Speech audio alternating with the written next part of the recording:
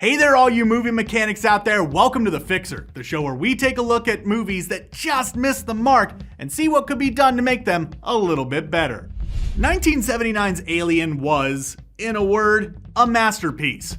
And its sequel, 1986's Aliens, was a more than worthy follow-up. After that, however, things started to go downhill pretty quickly. The franchise would go on to give us such classic bits of suck as Alien vs. Predator Requiem and the most recent entry, Alien Covenant. While any single one of those films would make for a worthy entry in this series, instead we're going to take a look at the best of the worst and see if we can instead make it the worst of the best.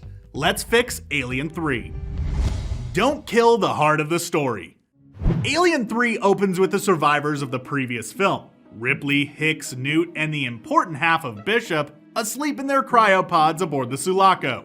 After a rogue facehugger attacks, the pods are jettisoned, and they crash land on Fury 161. We then find out that not only was Ripley impregnated with an alien embryo, but the other survivors were killed in the crash. Now this is a huge fault, mainly because of what the characters of Newt and Hicks represented for Ripley. After the events of Alien, Ripley was left as a bit of a broken character. She couldn't really open up or relax around anyone. That was until she started to get to know Hicks. Hicks was a grounding factor for Ripley, bringing her back to humanity in a way. In Hicks, Ripley also had a kindred spirit. Hicks is, in a lot of ways, the male version of her.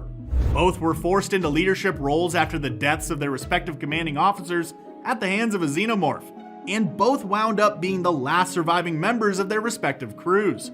So the possibility of growth that Hicks could have brought to Ripley was huge. And of course, no one could have had a bigger impact on Ripley than Newt. Newt came into Ripley's life shortly after she found out that her own daughter, whom she had promised that she would get back to by her 11th birthday, had died at the age of 66. So Newt became a sort of surrogate daughter for Ripley. She took on a protective role over the little girl, which could have continued on into the third film. Imagine seeing Ripley not only worried about her own well-being in a prison full of criminals and rapists, but also that of a little girl. It could have really served to ramp up that tension in addition to providing Ripley with some awesome character moments. Instead, she got to watch yet another daughter get taken away from her, which that's not depressing at all. Now, it is worth noting that there were actually drafts of the script for the film that had both characters survive, even one where they lived and Ripley died. And their absence from the film could have very well been due to not being able to get Michael Biehn or Carrie Henn to return, but it at least could have been handled a little bit better. In the final film, their deaths don't really seem to affect Ripley on any sort of deep level. Okay, sure, she does show some emotion when their bodies are dropped into the leadworks, but after that, they only really warrant the occasional mention. So really, in a perfect world, they shouldn't have killed Hicks and Newt, but if they had to write them out, they could have done something a little bit more with them. Make it a bigger deal, and it's something that could have really broken Ripley, like down to her core. Double down on the devil. One of the biggest themes that runs throughout Alien 3 is the idea of the alien as the devil, come to punish the sinners, i.e. the prisoners. Now, the people who Ripley is trapped with on Fury 161 are all the worst of the worst criminals, hence why they are set up on some sort of futuristic Australia, basically.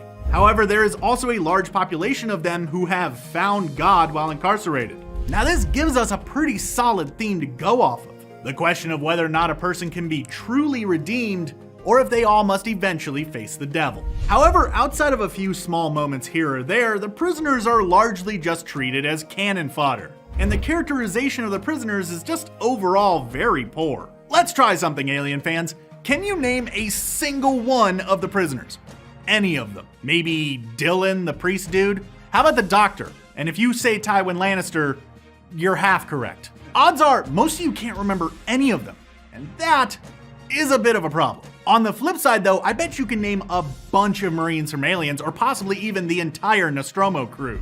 So the film sets up this big religious motif and then stomps all over it by basically ignoring the characters to whom the question of faith is important. Instead, they should have spent more time getting into the idea of redemption. Have Ripley sit down with more of the prisoners and actually talk to them. Have the audience hear about why they were there in the first place, and how they have tried to repent for their crimes. We did get a few moments like this in the final film, mainly with the doctor and the black minister dude. But outside of that, there really wasn't anything. And it just kind of left me wondering, why should I care about any of these people getting killed? The answer? Well, I really shouldn't, and therein lies the problem. On top of that, you know the biggest thing that they could have done to make Alien 3 just a little bit better? Don't make Alien Resurrection. Look, Alien 3 is far from a perfect film, but it's also far from being the worst. As a part of a trilogy, it provides a satisfying end for Ripley's story. At the end of the film, Ripley sacrifices herself to kill the alien queen gestating in her chest. In doing so, she does two things. First and foremost, she finally wins. In that moment, as she is falling into the leadworks, she is able to find peace in the knowledge that she has finally ended the nightmare once and for all. With her death, she kills the last surviving xenomorph, ensuring that no one else will have to face the horrors that she faced. She came up against an unspeakable creature, the perfect organism, a being unclouded by conscience, remorse, or delusions of morality. And she won, despite the chances being stacked against her. On top of that, she also finally brought to an end the story of the Nostromo. In the first Alien, we were introduced to the crew of that ill-fated commercial mining vessel, and we watched each and every single one of them drop, except for Ripley. With her death, she joined her crew and was finally able to rest. And then they kneecapped the ending of that film by bringing Ripley back in Alien Resurrection, which served neither film. It hurt Alien 3 by taking the weight out of the ending, and it ruined Alien Resurrection by giving us a character who looked like Ripley and was named Ripley, but was in basically no way the same character. They could have done that film without Ripley, and really it would have been basically the same. Which is why I choose to ignore that fourth film's very existence. As far as I'm concerned, Alien 3 was the end of that story, and maybe that's the way that you should start thinking as well. Conclusion.